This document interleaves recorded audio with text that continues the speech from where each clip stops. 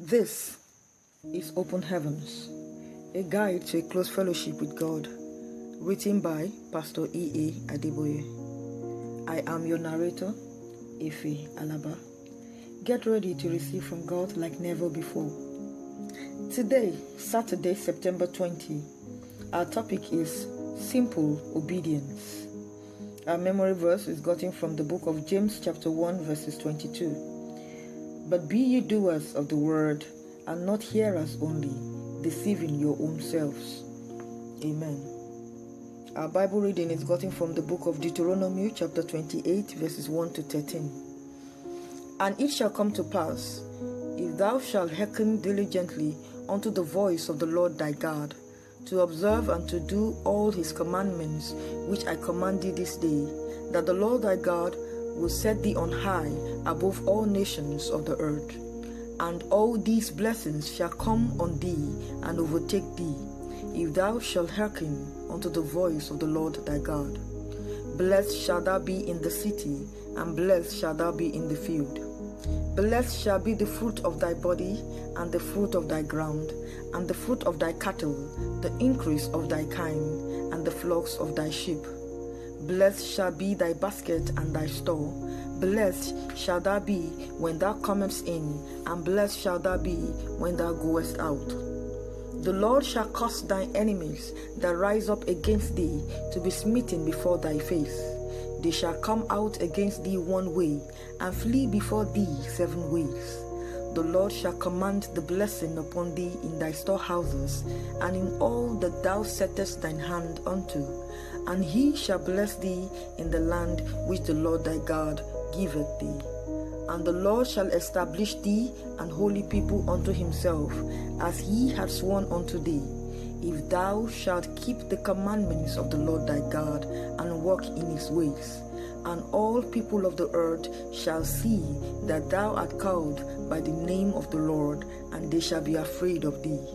And the Lord shall make thee plenteous in goods, and in the fruit of thy body, and in the fruit of thy cattle, and in the fruit of thy ground, in the land which the Lord sware unto thy fathers to give thee.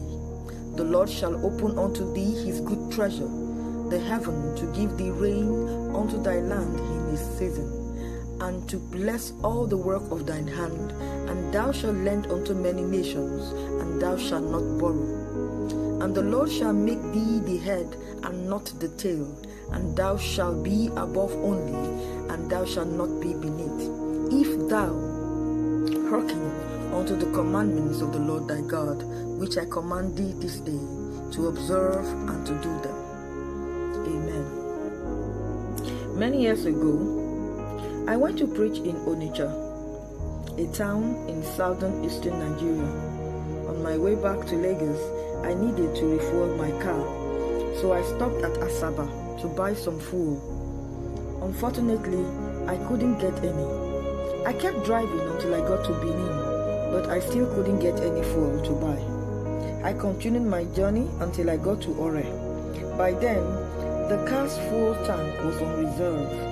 I didn't know what to do. It was a Sunday evening, and I had to give some lecture the next morning.